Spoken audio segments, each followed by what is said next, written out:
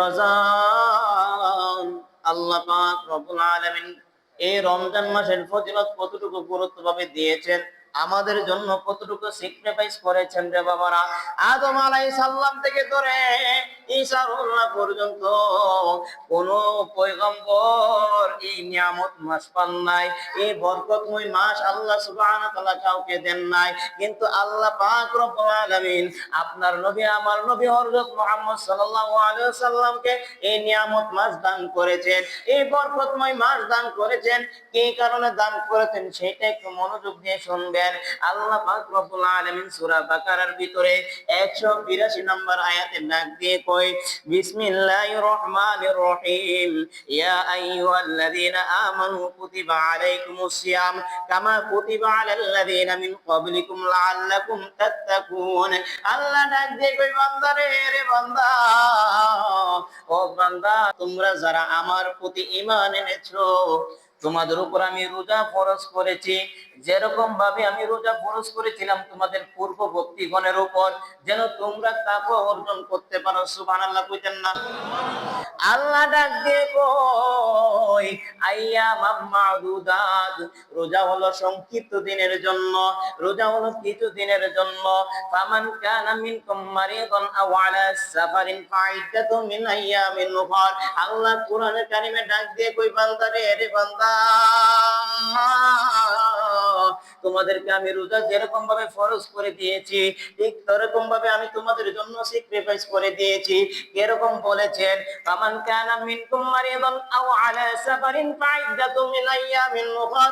আল্লাহ ডাক দিয়ে কই, আরে বান্দা, তোমরা অসুস্থ, তোমরা সফর উদ্দেশ্যে রওনা হয়ে গিয়েছো, যদি কারণবশত যদি তোমরা রোজা ভেঙে ফেলো, রোজা যদি না রাখতে পারো, তাহলে সেই রোজাটা পরবর্তী সময় তোমরা রেখে ফেলবে। আল্লাহ ডাক দিয়ে কই, তোমরা অসুস্থ, সমস্যা নাই, তোমরা সফর উদ্দেশ্যে রওনা হয়েছো, সমস্যা নাই, তারপরে তোমরা যদি কোনো কারণবশত রোজাটা ভেঙে ফেলো, তাহলে পরবর্তী সময় সেই রোজাটা তোমরা কায়জা করে ফেলবে। তারপর আল্লাহ পাক রব্বুল আলামিন কি বলে, বাজান রে, একটু মনোযোগ দিয়ে শুনবেন। আল্লাহ ডাক দিয়ে বলে, ওয়া আলাল্লাযীনা ইউতিকুনাহু ফিদিয়াতুন তা'ামু মিসকিন। তোমাদের ভিতরে যদি কেউ যদি রোজা রাখতে পারে না, রোজা রাখতে অক্ষম, যেরকম ধরেন একজন বয়স্ক লোক, বয়স হয়ে গিয়েছে 80, 85, 100 বছর হয়ে গিয়েছে, সে রোজা রাখতে পারে না, অক্ষম হয়ে গিয়েছে, তাদের জন্য আল্লাহ সুবহানাহু ওয়া তাআলা নির্ধারিত করে দিয়েছে, সে যদি রোজা না রাখতে পারে, তাহলে সে যেন একজন মিসকিন অসহায় মানুষকে যেন তৃপ্তি করে খাবার খাওয়ায়, তৃপ্তি করে যেন খাবার প্রদান করে। এখন আমাদের মতন শক্তিশালী মানুষদের জন্য রোজা এরকম ভাবে বলে নাই, নির্ধারিত করে আমাদের জন্য এরকম ভাবে আল্লাহ সুবহানাহু ওয়া তাআলা ঘোষণা করেন নাই। আল্লাহ ঘোষণা করেছেন অসহায় মানুষদের জন্য, আল্লাহ ঘোষণা করেছেন রোগ বিমার যারা আছে তাদের জন্য, আল্লাহ ঘোষণা করেছেন মুরব্বী মানুষদের জন্য। তারপরে আল্লাহ পাক রব্বুল আলামিন কি বলে শুনেন, ফামান তাতাওয়া খায়রান ফাহুয়া খায়রুল লাহু। আল্লাহ ডাক দিয়ে কই, বান্দা রে,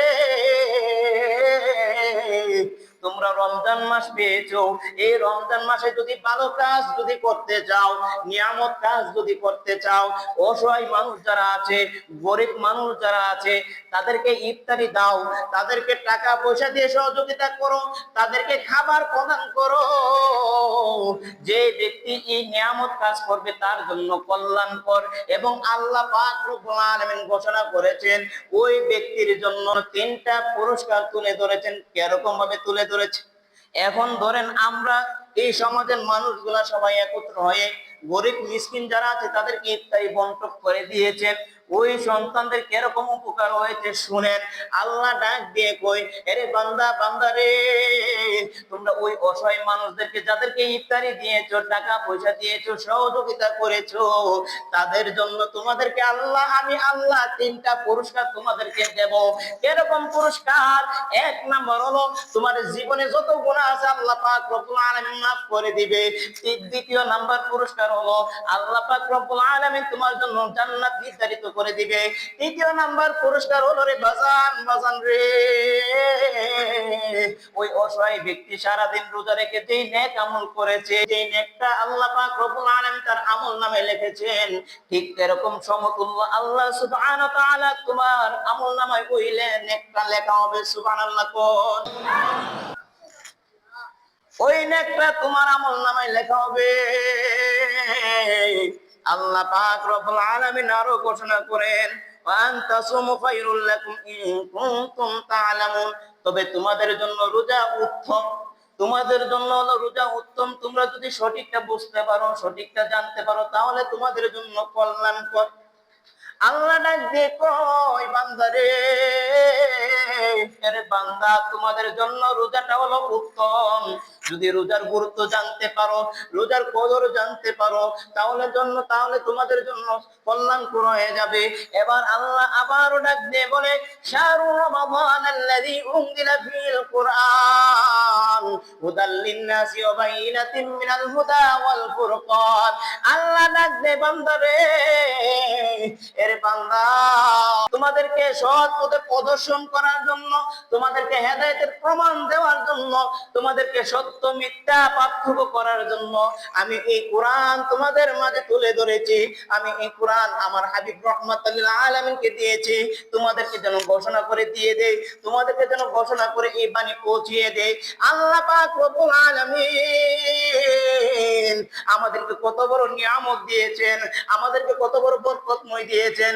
আল্লাহ ডাক দিয়ে বলতেছে, শাহরু রমাদান আল্লাযী উনজিলা ফীল কুরআন হুদাল লিন-নাসি ওয়া বাইয়িনাতিন মিনাল হুদা ওয়াল ফুরকান। আল্লাহ ডাক দিয়ে বলতেছে, রে বান্দা, বান্দা রে, তোমাদেরকে সৎ পথে প্রদর্শন করার জন্য, হেদায়েতের প্রমাণ দেওয়ার জন্য, সত্য মিথ্যা পার্থক্য করার জন্য আমি এই কোরআন আমার হাবিবকে দিয়েছি, আমি এই কোরআন আমার বান্দাদেরকে দিয়েছি।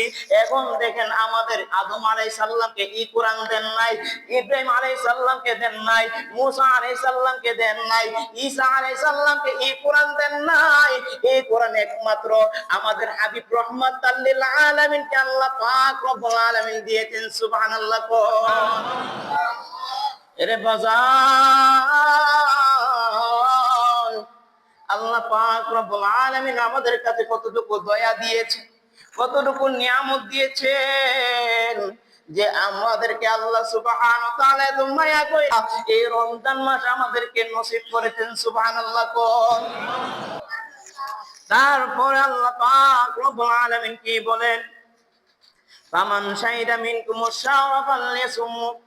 আমরা যে রজব মাস থেকে শাবান মাস পর্যন্ত যে একটা দোয়া করি, আল্লাহুম্মা বারিক লানা ফি রজব ওয়া শাবান ওয়া বাল্লিগনা রমাদান। ও মাওলা, আমাদেরকে রজব মাস শাবান মাস পর্যন্ত দীর্ঘ হায়াত দান করে দেন, পবিত্র মাহে রমজান মাস যেন আমাদের উপর নসিব হতে পারে, ওই চিন্তা করে আল্লাহর কাছে দোয়া করতাম। আল্লাহ পাক রব্বুল আলামিন এই জায়গায়ও ঘোষণা করে দিয়েছেন। আল্লাহ কিরকম ঘোষণা করেছেন, আল্লাহ ডাক দিয়ে কই, ফামান শাহিদা মিনকুমুশ শাহরা ফালইয়াসুম। তোমাদের উপর যদি রোজা যদি চলে আসে, তোমরা যদি রোজা যদি পেয়ে যাও, তাহলে তোমরা রোজা পালন করো, কারণ রোজা পালন করাই তোমাদের প্রথম উত্তম হয়ে যাবে। সুবহানাল্লাহ বলেন না? মানে আল্লাহ বলেছে, তোমরা যদি রমজান মাস পেয়ে যাও, এই রমজান মাসের ভিতরে তোমরা সিয়াম পালন করো, রোজা পালন করো, এটাই তোমাদের জন্য উত্তম হয়ে যাবে। বুঝতে পেরেছেন? তো এইখানে আল্লাহ সুবহানাহু ওয়া তাআলা কত নিয়ামত আমাদেরকে দিয়েছে, নিয়ামত দিয়েছে।